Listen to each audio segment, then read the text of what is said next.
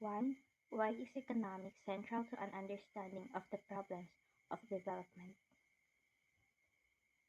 Economics is anything about having enough resources, and it also involves money. If a person does not have a job, then he or she will not have a financial income. And if a country has a high rate of unemployment, then it is most likely to reflect in the economy's state of being undeveloped. If a country is poor, then people within it cannot live at ease because their country can provide the basic necessities, focusing on human welfare. Number two, is the concept of the developing world a useful one? Why or why not? Yes, developing world is a useful concept because nations are aiming to become a developed nation. To specify the concept, the last and the least country is named as underdeveloped, while developing nations refers to countries that are improving in technological innovation and as well as developing education. The developed countries are referred to as nations with great income levels and are more industrialized and advanced than developing countries. So, meaning there are three levels of development, and developing world is at the middle, being neutral between developed and underdeveloped. What do you hope to gain from this course on development economics? I hope to gain enough knowledge on how countries have progressed from stagnation to growth and from low income to high income status, and their plans, projects, strategies to overcome the problems of poverty. Briefly describe the various definitions of the term development encountered in the text. What are the strengths, weaknesses of each approach? Do you think that there are other dimensions of development not mentioned in the text? If so, describe them. If not, why? Explain why you believe that the text description of development is adequate. Development is defined in terms of the reduction or elimination of poverty, inequality, and unemployment within the context of a growing economy. It is to improve the quality of life, the basic needs of humans like food, shelter, clean air, and water. Why is an understanding of development crucial to policy formulation in developing nations? Do you think it is possible for a nation to agree on a rough definition of development and orient its strategies accordingly?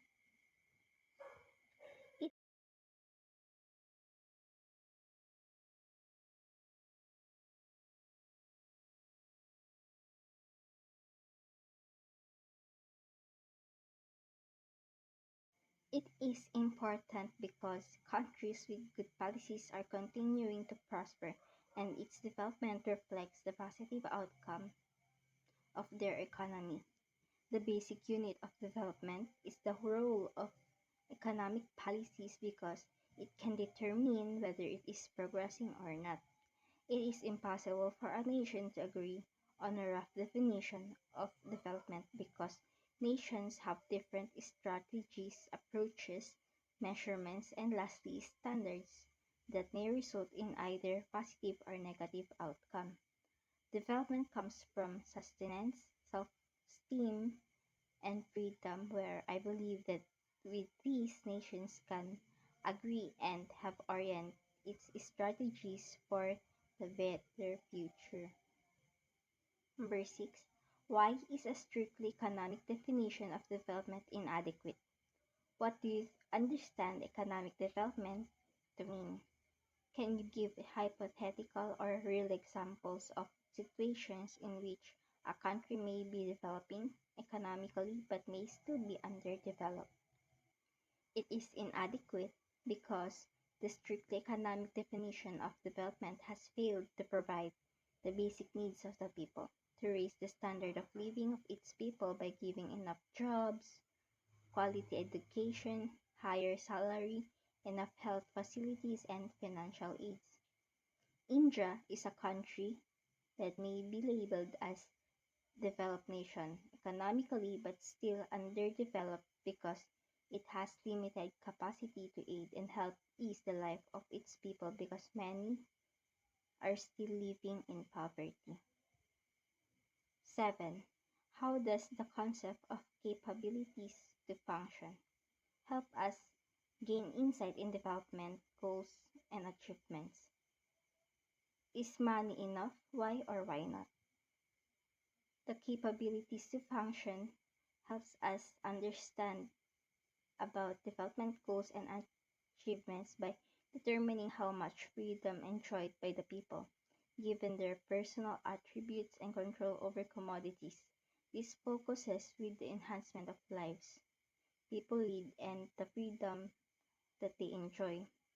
Through this financial income means important but has less value when it cannot give the people the basic necessities such as being healthy, educated, being able to survive in a community, and have a freedom of choice in whatever he or she wishes to be.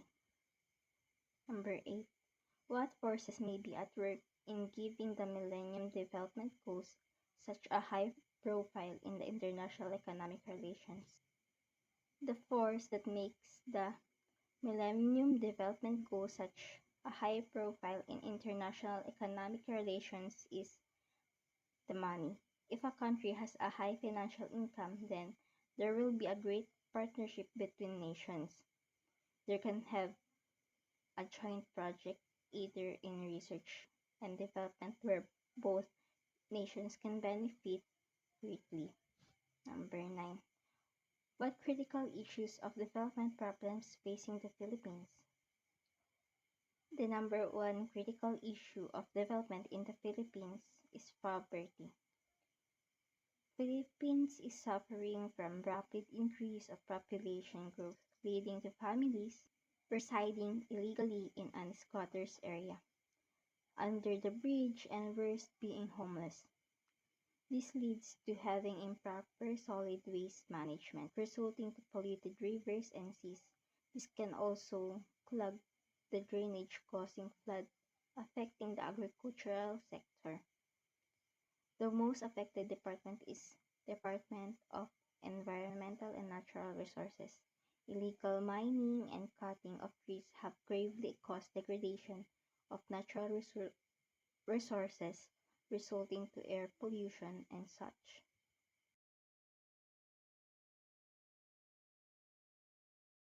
Number 10. It has been said that ending extreme poverty and achieving genuine development are possible but not inevitable, and that this gives the study of economic development its moral and intellectual urgency. Ending extreme poverty is possible globally, but countries are unable to do so because many people are working but their salary is not enough.